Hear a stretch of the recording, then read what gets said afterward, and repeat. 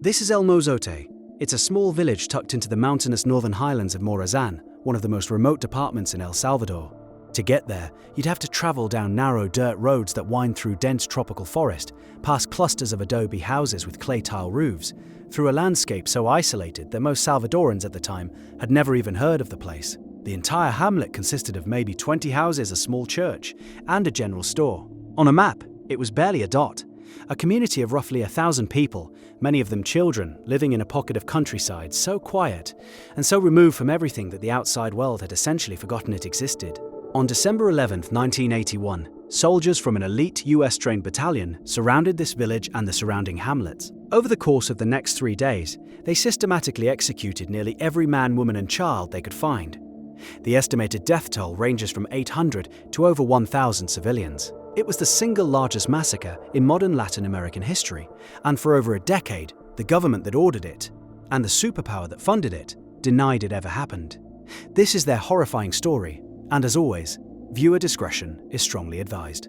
To understand how something this devastating could occur in a tiny farming village, we need to go back and look at the forces that were converging on El Salvador throughout the 20th century. And I should warn you, this part is essential because without the geopolitical context, the massacre at El Mozote looks like an isolated act of brutality. It wasn't.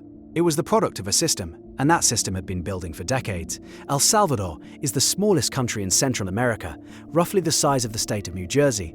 But despite its size, it had one of the most deeply unequal societies in the Western Hemisphere. By the late 1970s, a tiny oligarchy of roughly 14 families controlled the vast majority of the country's arable land, its coffee exports, its banking sector, and its political institutions.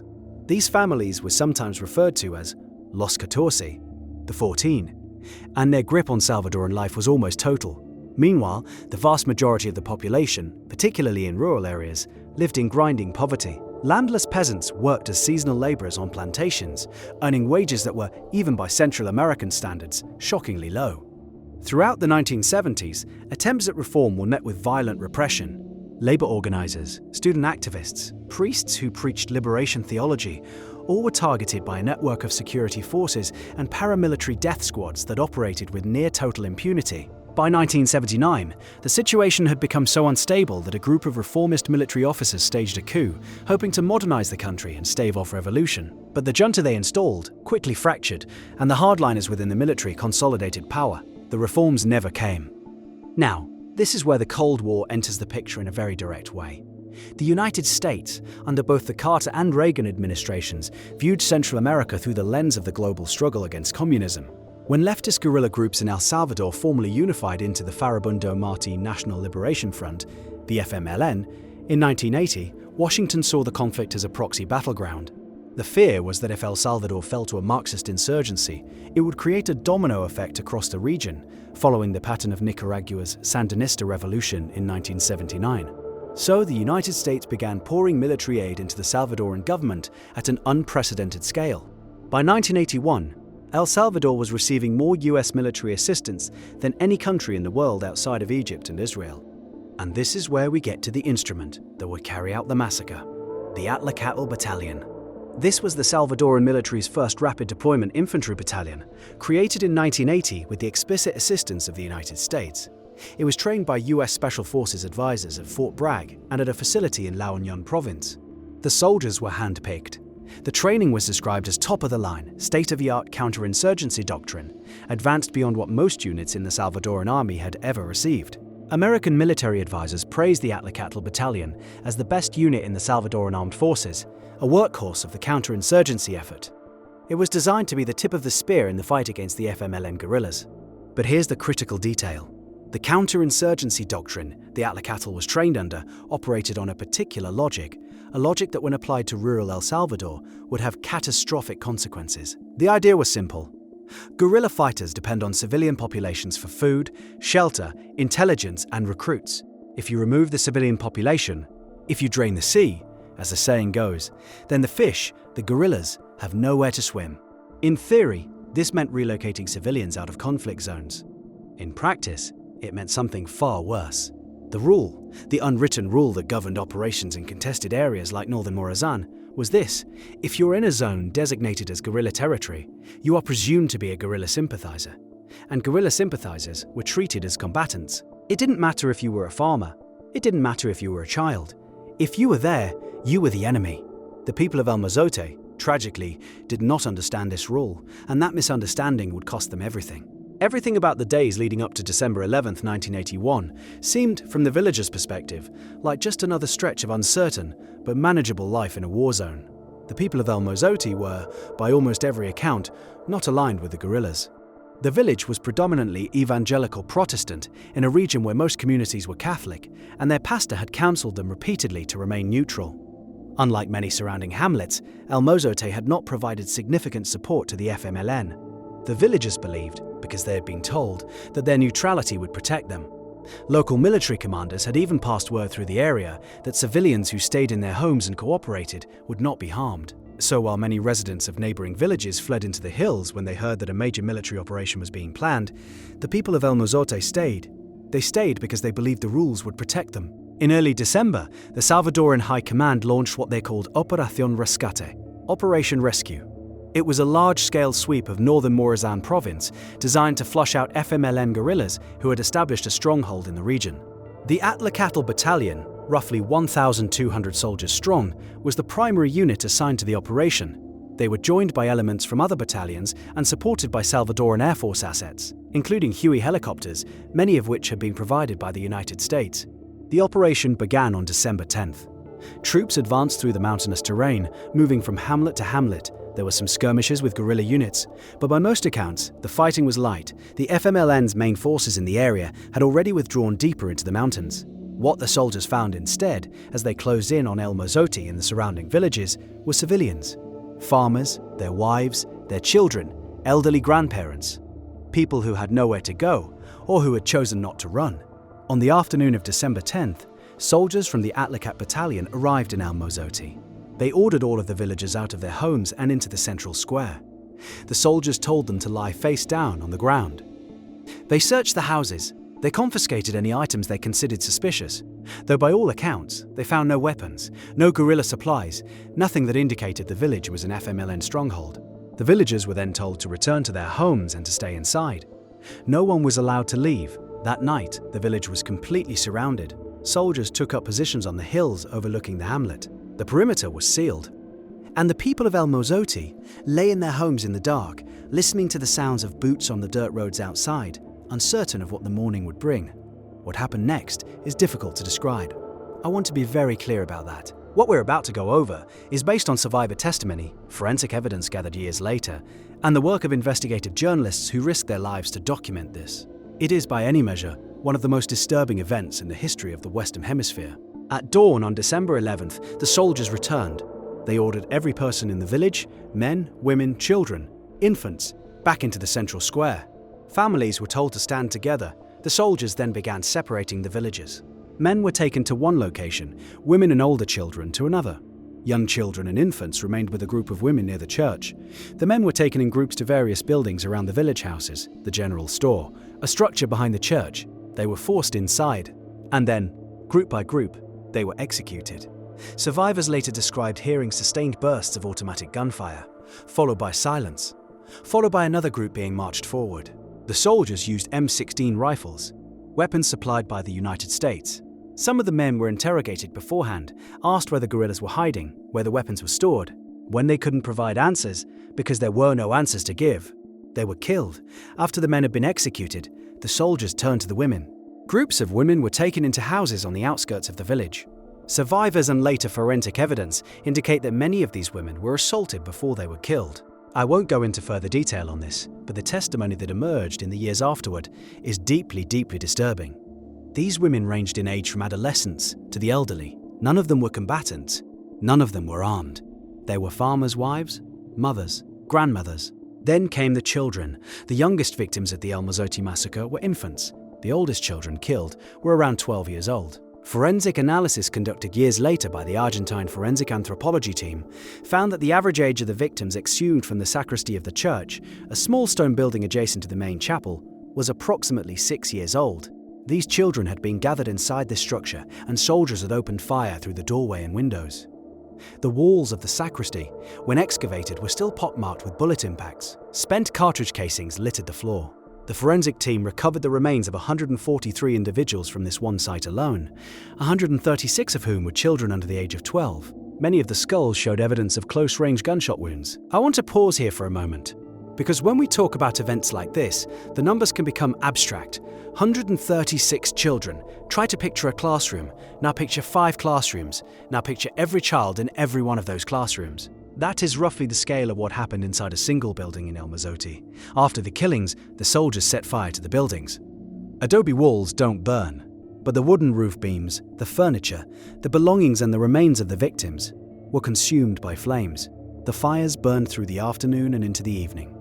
Soldiers moved through the surrounding hamlets, La Joya, Cerro Pando, Los Toriles, Jocote Amarillo, Rancheria, and carried out similar operations. Each village received the same treatment. Civilians were rounded up, separated, and killed.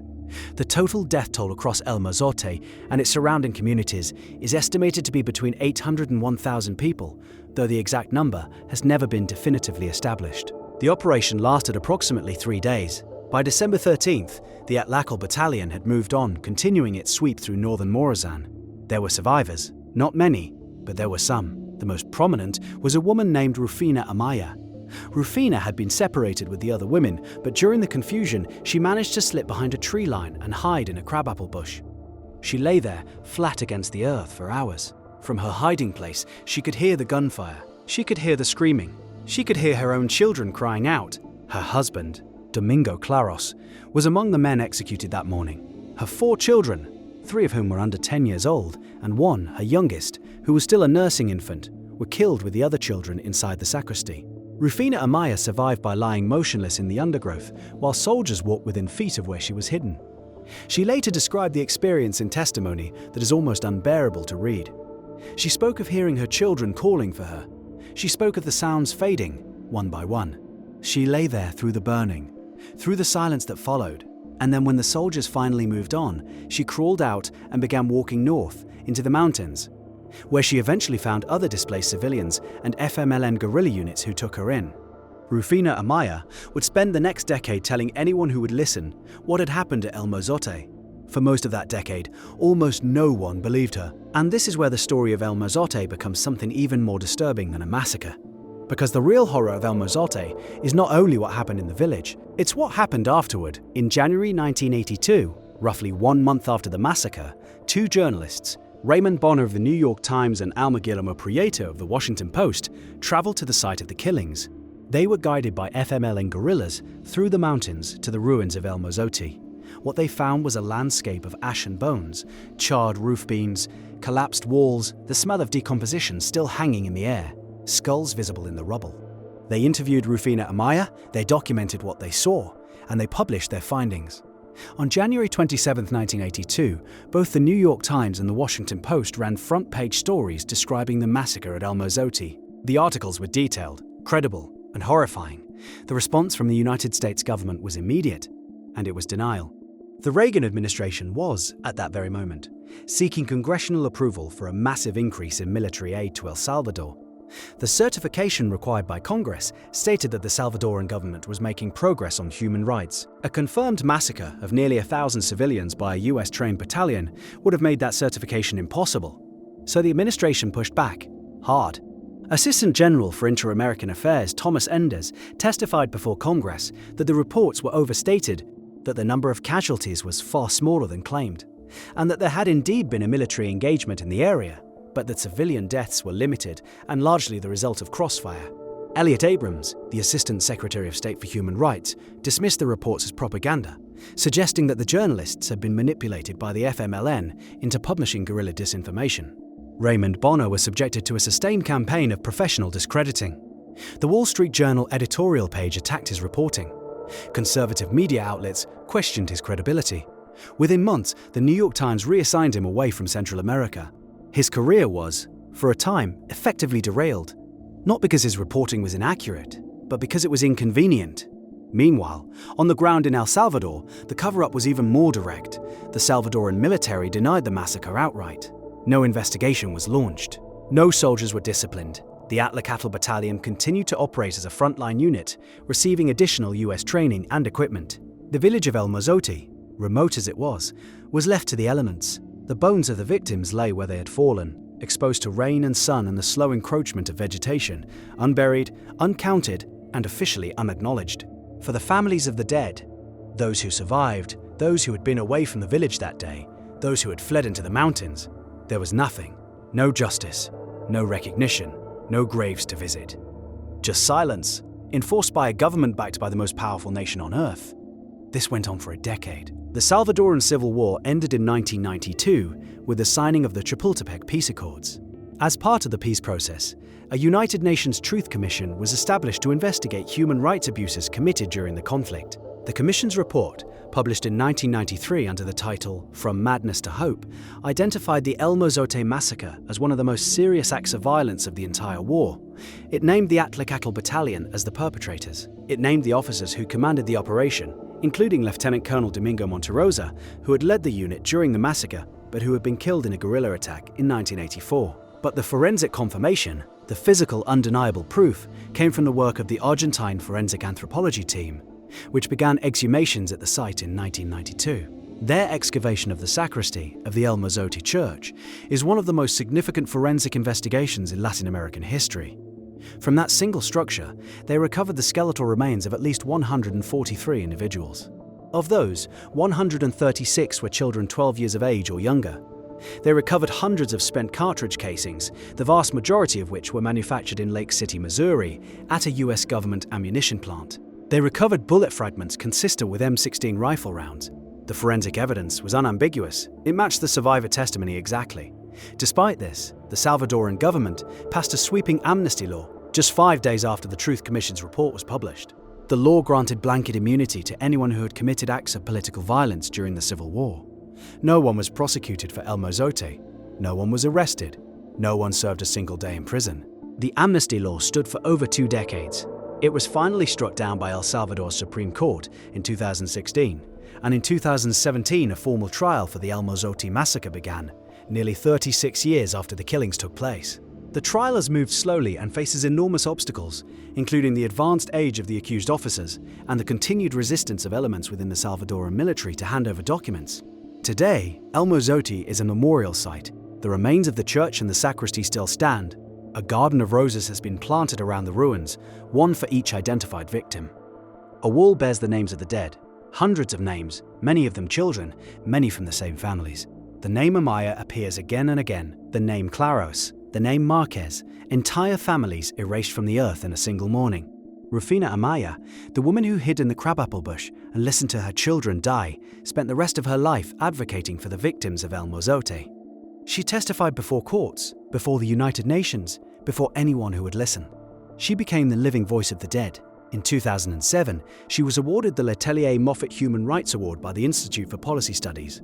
She died on March 8, 2007, at the age of 64. She never saw anyone convicted for the murder of her family. Raymond Bonner, the journalist who was professionally punished for reporting the truth, was eventually vindicated when the forensic evidence confirmed every detail of his original story. In 2016, the New York Times issued a formal acknowledgement that Bonner's reporting had been accurate all along. The Atlacatl Battalion was formally disbanded as part of the 1992 peace accords. The United States government has never formally apologized for its role in training, funding and equipping the unit that carried out the massacre, nor for the diplomatic effort to cover it up. To this day, the El Mozote Massacre remains the largest single mass killing in modern Latin American history. It stands as a reminder, not just of what was done in a tiny village in the mountains of El Salvador, but of what was known, what was denied, and what was allowed to continue. Over 800 people, most of them children, were killed by soldiers trained and funded by a democratic superpower. And for more than a decade, the official position of the governments involved was that it simply never happened.